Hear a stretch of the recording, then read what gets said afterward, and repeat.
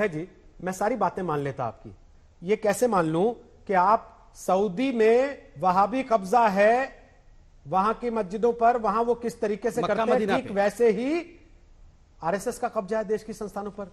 आपको तुलना करने के लिए भी और कुछ नहीं मिलता क्या? ये बोलते हैं आपके नेता। देखिए रोहित सरदाना जी, आज राष्ट्रीय स्वयंसेवक संघ भारतीय जनता पार्टी क्या कर रहे हैं? इस हिंदुस्तान को जो विभिन्न भाषा, भूषा, भेषज, धर्म, संस्कृति, संस्कारों का देश है, उसको बांटने की कोशिश कर रहे हैं। आप चुनाव में जाइएगा बड़े माइक्रो लेवल पर। ये प्रणब मुखर्जी को समझ नहीं आया था क्या? कोस्टल प्रोग्राम में आप लोगों के नारे लगाने के बावजूद एक एक सीट पर हिंदू मुस्लिम करके ये लोग चुनाव लड़ते हैं। आप उठाकर देख लीजिए नैरेटिव। अबे जी, मुसलमान पार्टियां ढूंढ ढूंढ के आप लोग गठबंधन कर रहे हैं, इनके पास उसको क्या कहेंगे फिर आप? नहीं है। आप केरल में मुस्लिम पार्टी ढूंढते हैं, बंगाल में मुस्लिम पार्टी ढूंढते हैं गठबंधन करने के लिए कि किसी तरह इनके कंधे पे सवार हो जाएं, तो फिर क्या कहेंगे उसको आप? देखिए, संविधान प्रदत्त अधिकार है राजनीतिक दलों को, जो बना है, जिन्होंने दर्जा प्राप्त किया है। ये नहीं लिखा कि मुसलमान ढूंढ के गठबंधन करना है। सुनिए ना, पार्टी से गठबंधन करना है। अरे देखिए, वेस्ट बंगाल में लेफ्ट से गठबंधन किया हमने, क्या वो संवैधानिक गठबंधन है? मुझे ये सवाल मैंने नहीं पूछा, आपके अपने आनंद शर्मा ने उठाया है।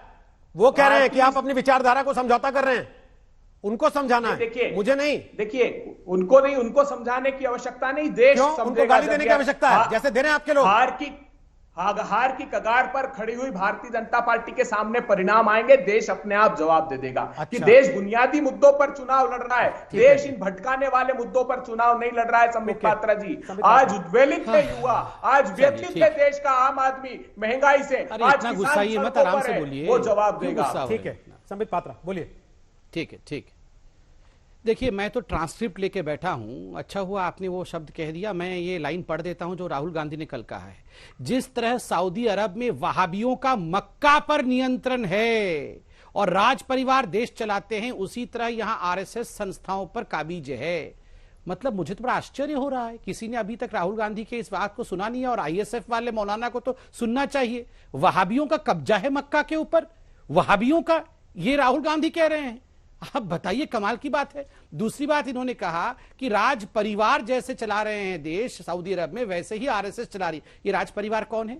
कौन है? Queen Victoria. Queen Victoria Gandhi परिवार की सोनिया गांधी है। क्वीन विक्टोरिया है वो। कौन है राजकुमार? क्लाउन प्रिंस कौन है? ये राहुल गांधी क्लाउन प्रिंस है। हमारे दो मोदी परिवार कौन सा है? हम दो हमारे दो भैया, हम दो हमारे दो। मैं बताता हूँ हम दो हमारे दो कौन? हम दो मतलब राजीव गांधी, सोनिया गांधी हमारे दो हैं, राहुल गांधी, प्रियंका वाड्रा। अरे मैं बताता हूँ, हम दो हमारे दो, राजीव गांधी, सोनिया गांधी, राहुल गांधी, प्रियंका वाड्रा। ले डूबेंगे ये हम दो हमारे दो। कांग्रेस पार्टी को आधा खत्म हो चुकी है, इंतजार करो। हम दो हमारे दो, ये जो दो रत्न पाले हुए हैं ना, राहुल गांधी और प्रियंका वाड्रा, इंतजार करो। हम दो हमारे दो। बताइए, कमाल की बात है। राज परिवार के बाद ये लोग करते, शर्म नहीं आती है? राज परिवार कौन सा है? कौन सा है राज परिवार? ये सोनिया गांधी है, क्वीन विक्टोरिया। ये फिर शुरू हो गए। रोहित जी, आपने मुझे तो मना किया बीच में बोलने से, अब ये फिर शुरू हो गए। देखिए रोहित जी, अब देखिए रोहित जी, मैं तो चुप था, मैं तो बोलता नहीं हूं बीच में, ये फिर शुरू हो जाते हैं। ये क्या कमाल की बात है? अब मैं कंप्लीट तो कर लूं प्लीज।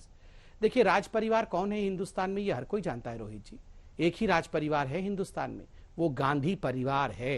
इनको लगता है ये देश इनकी बकौती है। मतलब नेहरू जी के बाद इंदिरा जी के बाद राजीव जी के बाद सोनिया जी के बाद राहुल जी के बाद प्रियंका जी के बाद पता नहीं कौन से वाड्रा जी। मतलब कमाल है। हम लोग क्या आपके स्लेव हैं?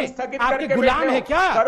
अरे आप लोग ये चाटुकारिता बंद करिए, गुलाम परिवार का। भाई साहब, इतना चिल्लाने की जरूरत नहीं है, कुछ फायदा नहीं होगा गुलामी करके। गुलामी करने के बाद देखो आनंद शर्मा जी का क्या हो रहा है, गुलामी करने के बाद देखो मनीष तिवारी का क्या हो रहा है, गुलामी करने के बाद देखो वीरप्पा मोइली का क्या हो रहा है। पुतला फूंका जा रहा है इन लोगों का।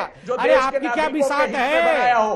मैं तो आपकी क्या बिसात है भैया? बड़े बड़े कपिल सिब्बल का देखो क्या हाल हो रहा है। इतनी गुलामी और चरण वंदना करने के बाद भी क्वीन विक्टोरिया आज उनका पूछ नहीं रही है। आपकी क्या बिसात है? इसलिए शांति से बैठो, आप शांति से बैठो और इतना परेशान मत हो। उनकी पूजा करो। ये करोड़ों किसान जब खड़े हो बताइए, झगड़ा करना बंद कर दीजिए, जब आपको पता लगेगा। ये करोड़ों किसान खड़े हैं मेरे भाई, गुजरात में भी किसान रहते हैं। बिहार में मैंने जब ये सवाल पूछा संबित जी, मैंने जब ये सवाल पूछा क्या चुनाव के नतीजे इस बात की तस्दीक है कि लोगों को कोई परेशानी नहीं है, तो आपने कहा कि नहीं मैंने तो ऐसा कहा ही नहीं, ये तो अभय जी ने छुआ था।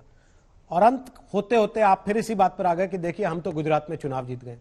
सर दिल्ली में 4-5 वार्ड आज उनके भी नतीजे आए, एक आपके हाथ में था वो भी हाथ से खिसक गया। नहीं, हमारे पास एक सीट थी दिल्ली में, हाँ, एक हाथ से चली गई है, उसमें एक आपके हाथ में थी वो भी आपके हाथ से चली गई है। क्या उसको भी हम मानते हैं, कोई इंडिकेटर मानना चाहिए को मानते हैं, ठीक मानते हैं, चलिए मानते हैं तो अच्छी बात है, लेकिन अगर मानते हैं आवश्यकता है बिल्कुल, तो वो नीतियों में दिखना भी चाहिए। क्या अब इसके बाद पेट्रोल, डीजल, रसोई गैस इनकी कीमतों पर लगाम लगेगी? क्या बेरोजगारी को लेकर जो लगातार रोज ट्रेंडिंग होती है सोशल मीडिया पर, और आपकी party social media friendly party कही जाती है, क्या उस पर ध्यान जाएगा? सरकारों की नीतियों में वो असर नजर आएगा?